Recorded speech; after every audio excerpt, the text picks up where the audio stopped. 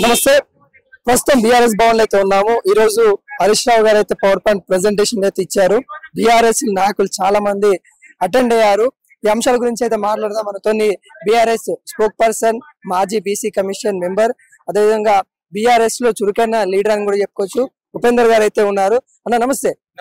ఎలా చూస్తా ఉన్నారు ఈ రోజు ఏదైతే ప్రెజెంటేషన్ చూసారు, ఎలా అనిపించింది? అయితే ఇప్పుడు హరీష్ అన్న ఇచ్చిన పవర్ పాయింట్ ప్రెజెంటేషన్ ద్వారా అంటే ఇక్కడ లోపల ఉన్న నాయకులు గాని లేకపోతే టీవీ ద్వారా చూసిన జనం గాని, అరే కాంగ్రెస్ పార్టీ వాళ్ళు ఇంత అన్యాయంగా ఇంత ఘోరంగా తప్పుడు ప్రచారాలు చేసి పార్టీని బదనాం చేయడం కొరకు, కేసీఆర్ గారిని బదనాం చేయడం కొరకు, అంటే ఓట్ల కొరకు, వాళ్ళ సీట్ల కొరకు, అంటే లేనిది ఉన్నట్టు ఉన్నది లేనట్టు ఇన్ని రకాలుగా ఇన్ని అబద్ధాలు చెప్తారా? అంటే కాళేశ్వరం ప్రాజెక్టు ఒక మేడిగడ్డ, ఆ మేడిగడ్డలో ఒక పిల్లర్ పోతేనే కాళేశ్వరం ప్రాజెక్ట్ అంతా పోయిందని చెప్పి అబద్ధాలు ప్రచారం చేయడం అనేది చాలా దుర్మార్గం. ఇంకోటి ఏంటంటే రీడిజైన్ చేసిర్రు, రీడిజైన్ పేరుతోటి డబ్బులు తినరు అని చెప్పి తమ్మిడి హట్టి నుంచి మేడిగడ్డకి ఎందుకు మార్చిర్రు అని చెప్పేసి చాలా సార్లు చాలా మంది కాంగ్రెస్ నాయకులు ప్రచారం చేసిన ఎలక్షన్లో కానీ బయట కానీ. దానికి హరీష్ అన్న గారు కానీ లేకపోతే గతంలో కేసీఆర్ గారు కానీ చెప్పింది ఏంటంటే తమ్మిడి హట్టి దగ్గర నీటి నిల్వ సామర్థ్యము మనం ఏదైతే చెప్తున్నామో 140-150 టీఎంసీలు అని చెప్పి అన్ని టీఎంసీల నీరు లేదు అని చెప్పేసి సిడబ్ల్యూసి వాళ్ళు చెప్పటం.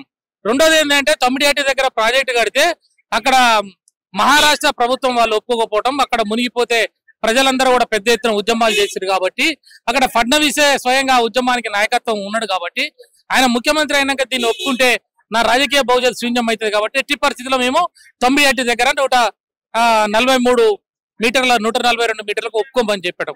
మూడోది ఏంటంటే నీకు ఇక్కడ గ్రీన్ ట్రిబ్యునల్ ఫారెస్ట్ డిపార్ట్మెంట్ సంబంధించిన అనుమతులు కూడా అవసరం ఆ ఏరియాలో తమ్మిడిహట్టి దగ్గర. అంటే అది రావడం అనేది సాధ్యం కాదు, 10 సంవత్సరాలు పడుతుంది, మినిమం 10 సంవత్సరాలు అది సుప్రీంకోర్టు ద్వారా తెచ్చుకోవాలి. కాబట్టి ఈ అంశాలు ఉన్నాయి కాబట్టి ఇక్కడ కట్టనికి వీలు కాదు. కాబట్టి ఎట్లా మరి తెలంగాణకి మనం శశశ్యామలం చేయాలని కేసీఆర్ గారు అనుకున్నారు కాబట్టి అసలు ఈ తమ్మిడిహట్టి గారిని ఎవరు ఇచ్చారు, ఇంతమంది ప్రపోజల్స్ ఎట్లా వచ్చినాయి అని అంటే అక్కడ కేంద్ర సంఘం సంబంధించి కేంద్ర డిపార్ట్మెంట్ సంబంధించినటువంటి ఆప్కో చేసినారంటే మళ్ళీ వాళ్ళని పిలిపించి వాళ్ళ ద్వారా సర్వే చేస్తే ఇక మేడిగడ్డ కాడ కనుక కడితే మనకి నీటి నిల్వ సామర్థ్యం ఉన్నది. మేడిగడ్డ, సుందిల్లా ఇవి ఈ మూడింటి ద్వారా కనుక మనం నీళ్లు ఎత్తిపోసుకుంటే అక్కడ నుంచి మిడ్ మానేరు ద్వారా అటు శ్రీరామ్ సాగర్ ఇవన్నీ కూడా కిందికి వస్తే కొండపోచమ్మ సాగర్ ఇవన్నీ కూడా మన బరాజులు ఇవి స్టోరేజ్లు నిర్మించుకున్నాం, తెలంగాణ సస్యశ్యామలం అవుతుంది అనేది చాలా చక్కగా పవర్ పాయింట్ ప్రజెంటేషన్ ద్వారా. రీడిజైన్ అంటే ఏమిటి, రీడిజైన్ ఎందుకు వచ్చింది, దాంట్లో కేసీఆర్ పాత్రే కాదు, అక్కడ కమిటీ వేయడం జరిగింది, క్యాబినెట్ కమిటీ కానీ వాటి తర్వాత రిటైర్డ్ ఇంజనీర్స్ ఇచ్చినటువంటి రిపోర్ట్ కానీ కేంద్ర సంఘం సిడబ్ల్యూసి ఇచ్చినటువంటి ఇవన్నీ కూడా అంశాలను పట్టుకొని ఇక్కడ తుమ్మిడిహట్టి నుంచి మేడిగడ్డకు పోయిందనేది చెప్పడం జరిగింది. దీంట్లో ఎవరి యొక్క పర్సనల్ ఇంట్రెస్ట్ కానీ లేకపోతే పెంచడం కానీ. ఇంకోటి ఏంటంటే బడ్జెట్ పెంచిర్రు, కాళేశ్వరం డబ్బులు పెరిగినాయి, దోపిడీ చేసిర్రు అని చెప్పారు. అసలు డిపిఆర్ ఉన్నదే ఆడ 80,000 కోట్లు, ఖర్చు పెట్టింది 92,000 కోట్లు. మరి 1,00,000 కోట్ల కుంభకోణం ఎట్లయితుంది అంటే కాంగ్రెస్ పార్టీ ఎంత తప్పుడు విధానాలతో ప్రచారం చేసింది. సరే ఇక్కడ ఉన్నాడు అంటే రాజకీయ లబ్ధి కోసం పట్టగాల్చి మీదేసి బురద తల్లిండు. మరి వాడు ఢిల్లీ నుంచి వచ్చే నాయకుడు, ఈ దేశంలో ప్రతిపక్ష నాయకుడు అనేటోడు, మరి రేపు అయితే గీతే ప్రధానమంత్రి అయితే అనేటోడు, కనీసం ఏం జరిగింది, ఏం సంగతి, కాళేశ్వరం డిపిఆర్ ఏంది, ఎంత ఖర్చు పెట్టిర్రు, దానివల్ల ఎంత లబ్ధి పొందిరు అనేది తెలుసుకొని వచ్చి మాట్లాడాలిగా. ఎవడో రాసిస్తే బహిరంగ సభలల్లా 1,00,000 కోట్ల కుంభకోణం అనే వీడు 1,00,000 కోట్ల కుంభ జనం అంతా పక్కన నవ్విరి. జనం పక్కన నవ్వగా బీజేపీ వచ్చి వీడు శుద్ధ పప్పు, దద్ది, ముద్దపప్పు, పప్పు అని చెప్పి ప్రచారం చేసిరి. నవ్వుబాట్ల పనే కానీ ఏమైనా ఉందా ఇది?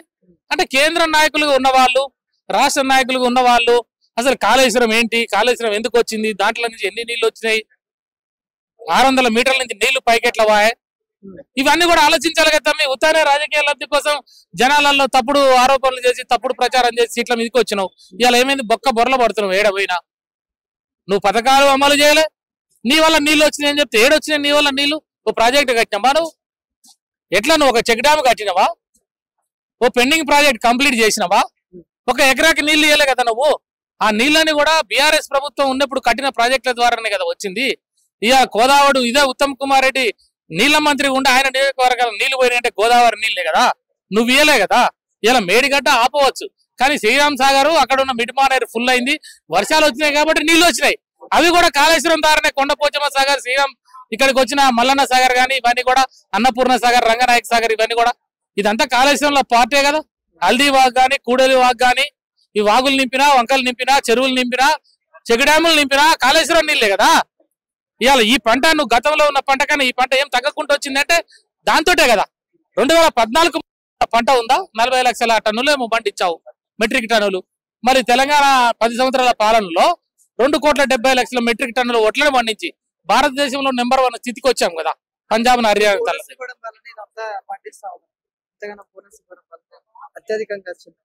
బోనస్ ఎప్పుడు ఇస్తావు? పండించిన పంటకు కాదు కదా, పండించిన పంటకు కదా నువ్వు బోనస్ ఇచ్చేది, పండించడానికి కాదు కదా. పండించడానికి ప్రాజెక్టులు కావాలి, పండించడానికి నీళ్లు రావాలి, పండించడానికి కరెంటు కావాలి, పండించడానికి పెట్టుబడి కావాలి, పండించిన పంటని సక్రమంగా కొనాలి, అప్పుడు కదా డబ్బులు వచ్చేది. నీ ముఖానికి పండించిన పంట కొనకపోతుంది. ఇలా మొక్కలు వచ్చి మొలకలు వచ్చి ఊర్లలో రైతులు ఏడుస్తున్నారు, చచ్చిపోతున్నారు, హార్ట్ అటాక్లు వస్తున్నాయి, మందు దాగి చచ్చిపోతున్నారు. సిగ్గులజ్జా ఉండాలి మీకు మాట్లాడడానికి. నీ వల్ల పంటలు పండినాయి. కాబట్టి నేను ఏమంటున్నా, ఈ కమిషన్ల పేరుతోటి ఒక కమిషన్ వేసి కాలయాపన చేస్తూ ఓ రాజకీయ నాయకుడు పోయి లోపల ఒకటి ఇచ్చి బయట ఒకటి వచ్చి మాట్లాడి కేసీఆర్ కుంభకోణం చేసిండు, కేసీఆర్ కమిషన్ తినడానికి బదనం ఎంతకాలం చేస్తారు అంటున్నా. కేసీఆర్ పేరు చెప్పి ఎన్ని రోజులు బతారు మీరు? ఈటల రాజేందర్ అవసరం లేదని బయటకు పంపించి ఇప్పుడు అవసరం ఉండి కాళ్ళు మొక్కి మరి తనకి అనుకూలంగా సమాధానం చెప్పించారు అన్నట్టుగా కొంత వదంతాలు వస్తా ఉన్నాయి. ఎలా వస్తారు? కేసీఆర్ గారు ఎవరికి ఇది చేసేవాడు కాదు, ఎవరికి ఇది చేయాల్సిన అవసరం లేదు. ఈటల రాజేందర్ అనేటోడు వాస్తవంగా చెప్పినాడు. ఆయన నికార్సుగా మాట్లాడతాడు కాబట్టి, కొంత నీతి నిజాయితీ ఉన్న నాయకుడు మా దాంట్లో పనిచేసి పోయినోడే కాబట్టి ఆయన ఏమన్నాడు, ఇది మార్చడానికి ఈ అడ్డంకులు ఉన్నాయి కాబట్టి రీడిజైన్ అయిందని చెప్పిండు. ఇంట్లో కుంభకోణం అయిందని చెప్పలే. ఈటల రాజేందర్ మాట్లాడిన వాస్తవాలు కదా. ఈటల రాజేందర్ అడిగిన, అరే హౌలే ఎన్ని కమిషన్ పేరుతో ఉంటావురా, నీకు దమ్ముంటే, నీకు గట్స్ ఉంటే, నువ్వు నీతి నిజాయితీ ఉంటే నువ్వు అందులో జరిగిన తప్పులు ఏందో తెలుసు, అందులో ఎంత మిస్అప్రోప్రియేషన్ అయిందో తెలుసు, అందులో ఎవరు తిన్నారో తెలుసు, ఎవరు దొంగలో తెలుసు, శిక్ష వేయి అని చెప్పేసి అంటున్నాడు ఈటల రాజేందర్. వీడి దగ్గర అది లేదు కదా, వీడి దగ్గర బదనాం చేయటమే కదా, అందుకే ఈటల రాజేందర్ అన్న కోపం. కేసీఆర్ చేసింది ఏం లేదు కదా. కేసీఆర్ రేపు వచ్చి ఘోష్ కమిషన్ ముందర చెప్పిన తర్వాత ఘోష్ కూడా లేచి చేతులెత్తి నమస్కరించే పరిస్థితులు వస్తాయి. ఘోష్ కేసీఆర్ కి చేతులెత్తి నమస్కరించే పరిస్థితులు వస్తాయి. ఎందుకంటున్నా ఈ మాట అంటే, ఘోష్ కూడా ఇంతవరకు ఇలాంటి ప్రాజెక్టు విని ఉండడు, కానీ వెరిగి ఉండడు. ఇలా 750 కిలోమీటర్లు మన తెలంగాణలో గోదావరి ప్రవహిస్తుంటే 350 కిలోమీటర్లు దాన్ని నిలబెట్టిండు KCR. It is not a joke. అది ఎవరికి రాదు. ఇది ఇంజనీరింగ్ అద్భుతం. వాటర్ మ్యాన్ ఆఫ్ ఇండియా ఆయన జలీందర్ సింగ్ ఉన్నారు. ఆయన స్టేట్మెంట్ ఇచ్చిండు. సుప్రీంకోర్టు జడ్జిలు ఈ రోజు నిన్నగాక మొన్న కాళేశ్వరం గుడ్ అన్నాడు. హైకోర్టు జడ్జిలు అంతకన్నా గొప్పవడం కదా ఘోష్. నేనేమంటున్నా, ఘోష్ కూడా తెలవని విషయాలు తెలిస్తే రేపు ఈ కాళేశ్వరం ఎందుకు వచ్చింది, కాళేశ్వరం ద్వారా ఏం జరిగింది ఈ దేశంలో అనేది తెలిస్తే ఘోష్ కూడా చేతులు వచ్చి నమస్కరించే పరిస్థితులు ఉంటాయి. ఇంకోటి ఏంటంటే, ఆయన ఇర్రెగ్యులారిటీస్ మీద వచ్చిండా, లేకున్న మీద వచ్చిండా, మిస్అప్రాపరేషన్ మీద వచ్చిండా, దేని మీద కాక కమిషన్లు ఇచ్చే రిపోర్ట్ తోటి ఈ దేశంలో ఏం కాదు, ఏ పనిష్మెంట్ రాదు, ఏ రికవరీ జరగదు. ఇది కాలయాపన కమిషను.